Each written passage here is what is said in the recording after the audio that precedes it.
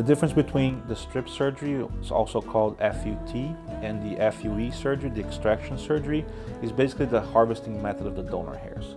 That's the only surgical time where it's different. The insertion of the grafts afterwards, everything else is the same. On the strip surgery, we basically remove a strip of tissue, of scalp, containing the hairs. So we mark that and we surgically excise it and then suture it together. So the patients will end up with a linear scar across the back of their scalp. It's usually very small, very easy to cover with hair. It doesn't have to be very long. The extraction surgery, we, instead of taking the strip, we go with a little punch and we selectively harvest every one of those follicular units or groups of hair. And so the patient doesn't have any stitches and doesn't have a linear scar.